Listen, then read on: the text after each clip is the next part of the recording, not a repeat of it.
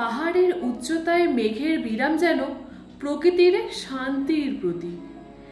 সেদিন পাহাড়ের উচ্চতায় উঠে বুঝলাম জীবনটি কতটা ছোট।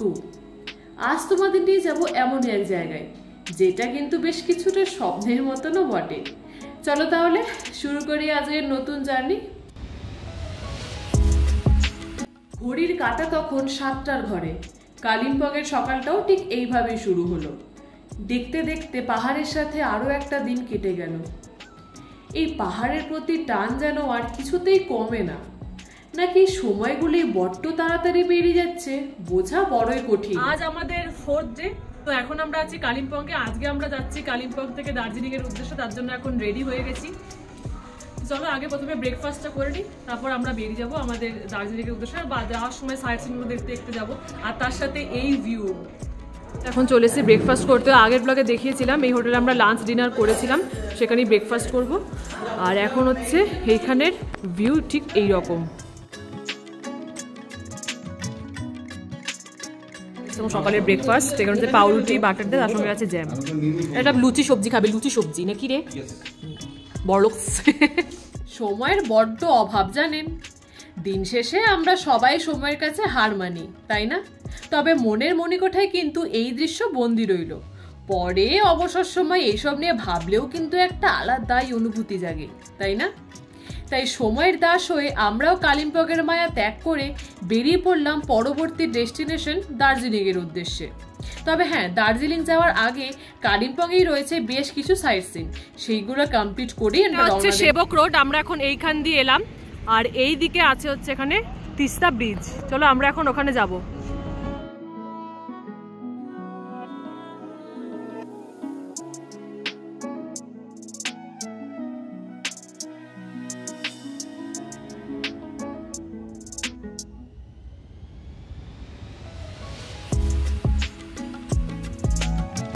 এই হচ্ছে তিস্তা নদী।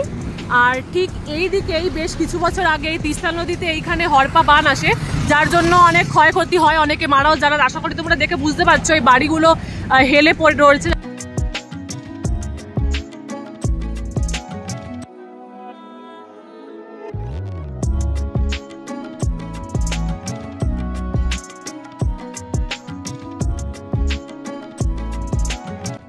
এটা হলো কালিম্পংয়ের মার্কেট।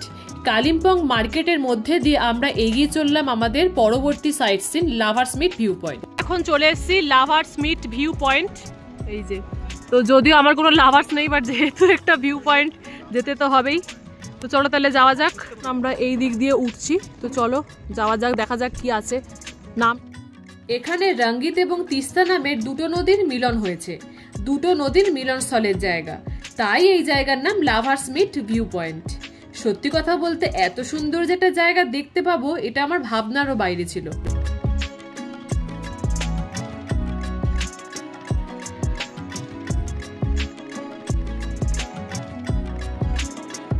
এই হচ্ছে লাভার্স ভিউ পয়েন্ট। আর এখানে দোকান রয়েছে, যদি কেউ বিশ্রাম নিতে চান বা খাবার খেতে চান, এখানে খাবারের দোকান রয়েছে অনেক। কালিম্পংয়ের last sightseeing lovers meet view point দেখে এবার আমরা এগিয়ে চললাম দার্জিলিং এর উদ্দেশ্যে।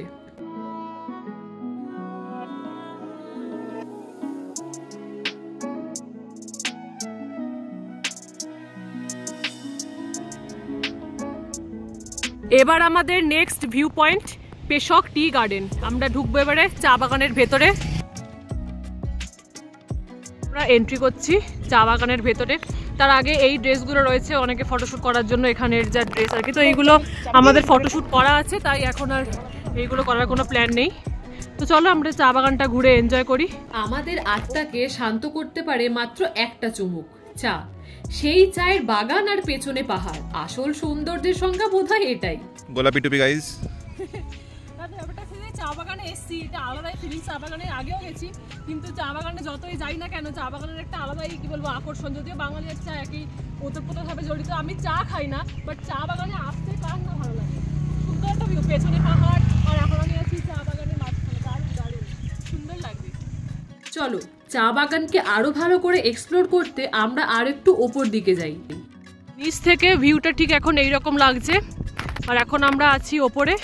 আর এখানে তার সামনে এখানে একটা বসার জায়গা আছে, যদি উঠতে উঠতে কেউ হাঁপিয়ে যায় তাহলে সেখানে বসবে। তাছাড়া এখানে একটা ছোট্টখাট্টো দোকানও আছে, চা কফি ইত্যাদি খেতে পারেন।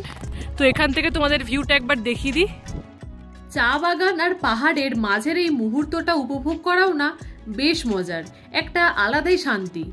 বাঙালি বলে কথা, চা তো আমাদের সাথে ওতপ্রোতভাবে জড়িত, তাই চা বাগানে এসে চায়ের কাপে চুমুক না দিলে হয়? তবে হ্যাঁ, এই ক্ষেত্রে আমি কিন্তু এক্সেপশনাল। চা গার্ডেনের টি না, কেমন দারুণ টেস্ট, বাহ।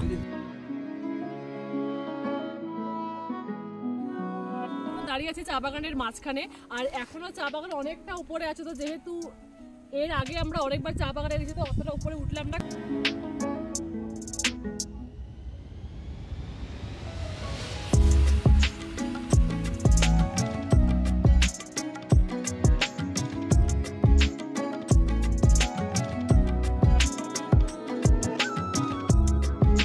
চা বাগানে এলে কিন্তু একটা আলাদাই শান্তি।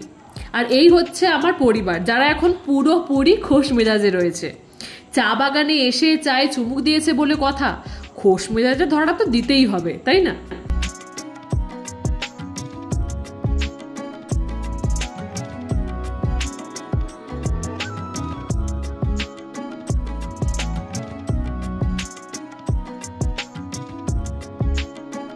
এবার আমরা বেরিয়ে পড়লাম দার্জিলিংয়ের লামাহাটা ইকো পার্কের উদ্দেশ্যে।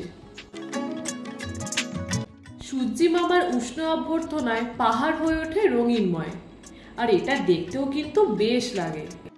ফাইনালি আমরা পৌঁছে গেলাম লামাহাটা ইকো পার্কে।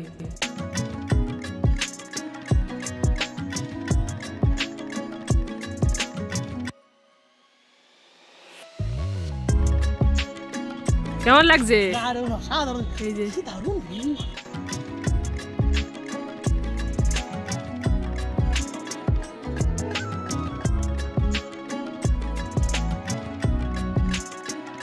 আমরা এখন আছি এই যে লামাহাটা পার্ক। এখানে রয়েছে যে অনেক পাইন ফরেস্ট। তোমাদের ভিউটা একবার দেখো, আমার পেছনে ব্যাকগ্রাউন্ডে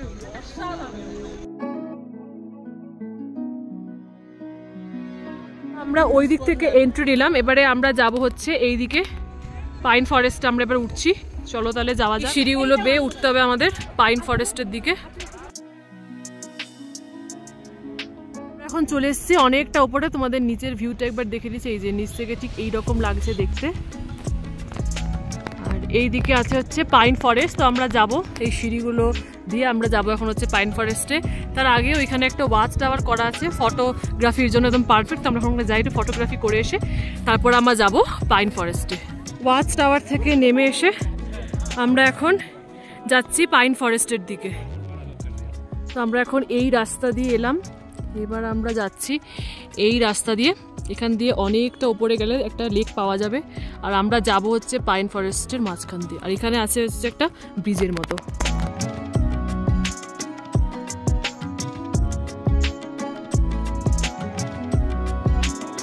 আমরা এখন অনেকটা উপরে চলে এসেছি।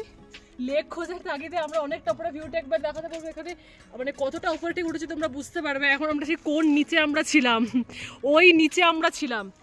আর এখন আমরা আছি এতটা টপে। তো এখানে কয়েকজন যাচ্ছিলেন, তো বললেন যে লেক এখনো 50% যেতে হবে। আমরা সবাই 50% এসেছি, ওই টপে আমাদের যেতে হবে, ওই টপে। আর এইখানে একটা শর্টকাট রাস্তা আছে, এখানে বলা আছে শর্টকাটস নট অ্যালাউড। হয়তো বয়স্কদের জন্য বা যারা হাঁটা চলার প্রবলেম আছে তাদের না আসে ভালো। আর এইটা হচ্ছে মেন রাস্তা, আমি এখন যেখানে দাঁড়িয়ে আছি। তো আমার সাথে তো টাইম নেই, আমরা শর্টকাট দিয়ে এখন যাবো। যাওয়া যাক।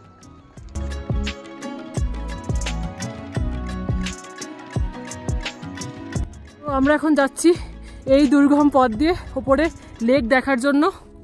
যদিও একটা শর্টকাট, আর ওখানে আছে মেন রাস্তা। ফাইনালি এতটা উপরে ওঠা আমাদের সার্থক। ওইখানে দেখতে পেয়েছি লেক, ওখানে যাব। তার আগে এখানে পাশে একটা দোকান বসে রয়েছে, ওখানে ওই ম্যাগি বিক্রি হচ্ছে, তো ওইটা খেয়ে আমরা এগোবো লেকের দিকে।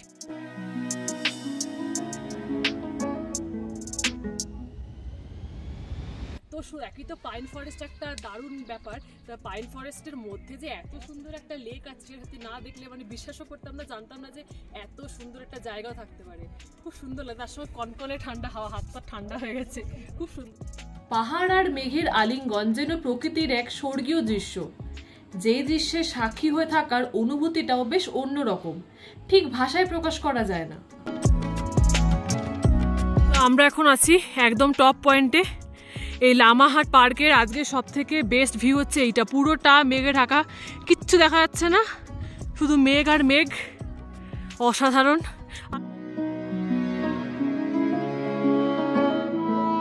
এক অদ্ভুত সৌন্দর্যে সাক্ষী হয়ে থাকতে পেরে বেশ লাগলো, কিন্তু হাতে যেহেতু সময় কম তাই মন না চাইলেও বেরিয়ে পড়তে হলো সেখান থেকে। পাহাড়ের চূড়ায় ভেসে বেড়ানো মেঘ যেন স্বপ্নের মতো, আর জেগে থেকে সেই স্বপ্ন দেখার মজাই কিন্তু বেশ আলাদা। আজকে দার্জিলিং এর কিছু সাইট সিন কমপ্লিট করে আমরা এগিয়ে চললাম দার্জিলিং এর হোটেলের উদ্দেশ্যে। হচ্ছে আজকের আমাদের হোটেল। ঢুকতে ঢুকতেই এখানে আছে হচ্ছে খাওয়া দাওয়ার জায়গা, রেস্টুরেন্ট টাইপের। তো আমরা এখানে আগে লাঞ্চটা সেরে নেবো, অলরেডি অনেকটা দেরি হয়ে গেছে, অবেলা হয়ে গেছে। তারপরে আমরা ওপরে যাব আমাদের রুমে। লাঞ্চ আমাদের কমপ্লিট, 5টার সময় আমাদের লাঞ্চ হলো। তো এখন আমরা যাচ্ছি এবারে ওপর দিকে আমাদের রুমে। আমরা এখন নিয়েছি এই রুমটা হচ্ছে আমাদের।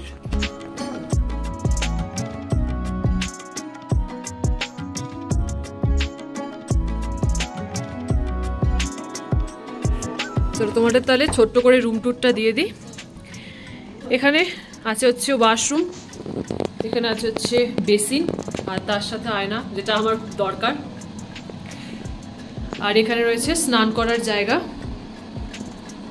রয়েছে এখানে গিজার। এখান থেকে বেরিয়ে এখানে রয়েছে আয়না, যেটা আমার সাজুগুজু করতে খুব কাজে লাগবে। আর এখানে জিনিসপত্র রাখার জন্য ড্রেসিং টেবিল টাইপের। আর এইখানে রয়েছে হচ্ছে বেড, যেটা আমার আর মায়ের একদম পারফেক্ট হয়ে যাবে। আর এই বেডের একদম সোজাসুজি আছে হচ্ছে টিভি। আর এখানে বেডের পাশে রয়েছে একটা ছোট্ট টেবিল টাইপের, এখানে রয়েছে ছোট্ট গপু। আর এখানে রয়েছে ড্রয়ার, এই যে রয়েছে ড্রয়ার, দুটো ড্রয়ার রয়েছে। আর এখানে ওই দুটো চেয়ার রয়েছে, এখানে বসে ভিউটাকে এনজয় করার জন্য। যদিও ভিউ এখানে সেভাবে নেই, একটা সেন্টার টেবিল রয়েছে। আর এখানটা টেবিল রয়েছে ওই দিকের টেবিলের মতো। আর এইখানে রয়েছে একটা বড় ওয়ার্ডরোব টাইপের, এটার মধ্যে রাখা আছে একটা ব্ল্যাঙ্কেট বা কাপড় চোপড় রাখার জন্য। আজকে সন্ধ্যে 6:30, আমরা সবাই মিলে এখন যাচ্ছি মাল রোডে। কারণ দার্জিলিংয়ে এসছি, মাল রোডে যাবো না সেটা তো হতেই পারে না। চলো এখন যাওয়া যাক, মাল রোডে একটু ঘুরে আসি আর তোমাদেরও শেয়ার করি। আর পাশে একজন উকি মারছে, যাচ্ছ তো তুমি নাকি? মা শপিং করবে ওখানে, চলো তাহলে যাওয়া যাক। আমরা এখন চলে এসেছি মাল রোডে।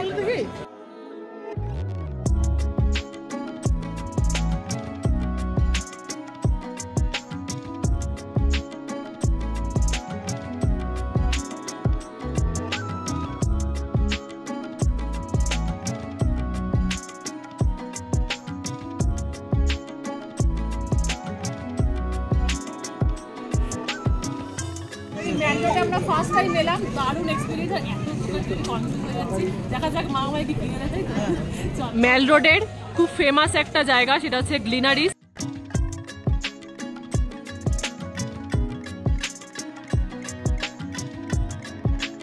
ভ্যালেন্টাইন্স ডে উপলক্ষে এটা বেশ সাজানো হয়েছিল, খুব সুন্দর লাগছে দেখতে। আর এখানে মেল রোডে কিছু শপিং করেছে, এখন মাত্র দুটো জিনিস শপিং করেছে, সেটা রুমে গিয়ে দেখাবো, তাই তো? তো কেমন লাগছে মেল রোডে ঘুরে? ভালো লাগছে, দারুন। এখন মা একটু এখানে রেস্ট করছে, ততক্ষণকে বাকিরা এখানে কেনাকাটি করছে। দার্জিলিং মানেই চা, আর মেল রোডে এসে যদি এইরকম একটা শপ দেখতে পাওয়া যায় তাহলে কি আর না ঢুকলে হয়? না, কেনাকাটি করতে নয়, কিছুটা উত্তেজনার বশেই ঢুকেছিলাম। রয়েছে খুব সুন্দর সুন্দর ডিজাইনের কাপ প্লেটের সেট, দারুণ লাগছে, ডিজাইনগুলো বেশ খুব সুন্দর।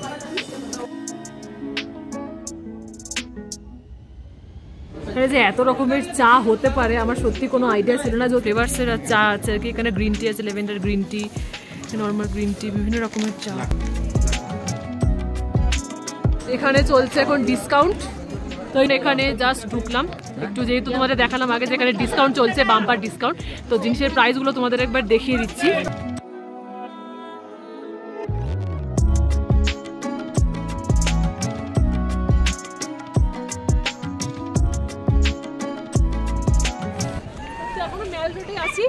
শপিং টপিং টুকটাক হলো না আমাদের, না আত্মীয়দের জন্য।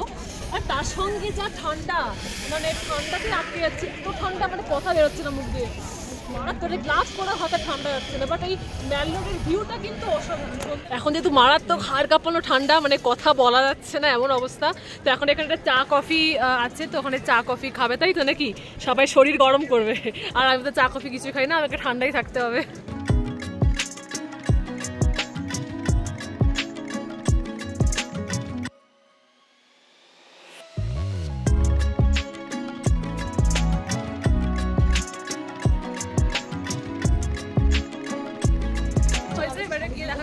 কার জন্য কোনটা নিয়েছি রুমে গিয়ে দেখাবো, এখন দেখানো জায়গাও নিয়ে কোথাও।